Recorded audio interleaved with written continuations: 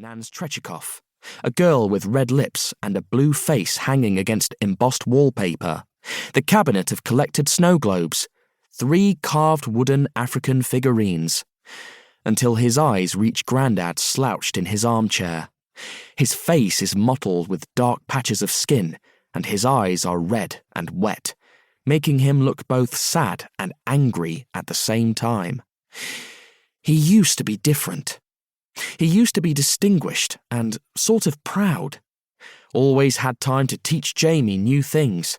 They made a bird scarer for the allotment and spent ages doing giant jigsaws. They loved spending time together. But all that has stopped. Poor Grandad. Next to him is a pile of unread large-print library books covered with sticky-backed plastic. There's also a scattering of rags, which he uses to wipe his runny nose, festered, Jamie's mum would say, from too much booze. He's joining parts of a model Spitfire together with a little tube of glue, which he's been doing since he lost his job as an electrician at the washing machine factory. Now he mumbles things under his breath. Boys of his age should be out chasing wenches, not messing around with wool. When I was his age, I used to have 'em flocking. Oh yes, Alf, Nan will nod. Heard it all before. Proper bloody Casanova. This has been happening a lot recently. She'll say something cruel just to shut him up.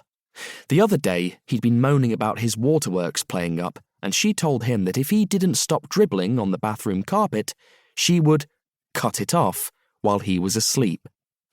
Jamie's mum says it's difficult for Grandad to find a new job, him being too old to retrain, and younger men prepared to work for less money.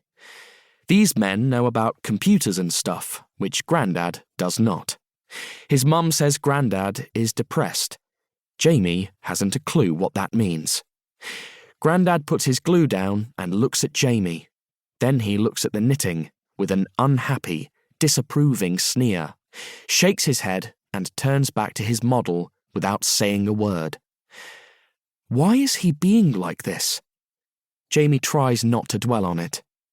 The clock shows 5 o'clock and his head is filling with pop stars again, like the ones in his scrapbook. Frilly shirts, lipstick, boys wearing eyeliner, dandy highwaymen, crazy female singers in white lacy dresses. A car pulls up outside. There's the rev of an engine, door slamming, and then laughter. Nan jumps up out of her seat, runs to the window and lifts the net. It's them! She lets the net drop and points to Grandad's Spitfire. Put that up now, Alf. They're here. Come on. There ain't room in here to swing a cat. Grandad huffs and puffs and grumbles. He leaves the Spitfire where it is. Why does everything have to change when that lot arrive? Bloody nuisance. We do live here, you know. He used to leap up to answer the door when someone knocked, but not these days. Nan dashes about the room clearing things away, collecting anything enjoyable. She moves the pipe that Grandad has loaded with tobacco but not bothered to smoke, and the glass of whiskey he's poured but not bothered to drink, and slams them away in his cabinet. She picks up a curly-whirly from the mantelpiece and stuffs it into her pinny.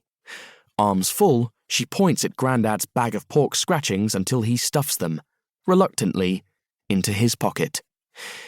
Freddie eats whatever he sees, she says, heading for the back room clutching the fruit bowl. Jamie, quick! She points at his knitting. Put that up! Jamie doesn't need to be told. He's already wrapping the wool around the needles, stuffing them into the tapestry-covered bag that she'd given him to keep all his things inside. As Nan darts back in from the kitchen and over to the window, the smell of cabbage wafts in after her. Must be boiled to nothing now, Jamie thinks. Then he's startled by the thump of a knuckle against the window and a face pressed against the glass. Ow, look at ya! Nan moans at Auntie Sandra's face through the curtain. Get your nose off the glass, varmint! I've only just cleaned them windows. Nan goes into the hallway and cheers as Auntie Sandra appears. Behind her is a deeper, louder voice. Hello, Phyllis. Where's Nancy, boy? Uncle Freddie sticks his head inside.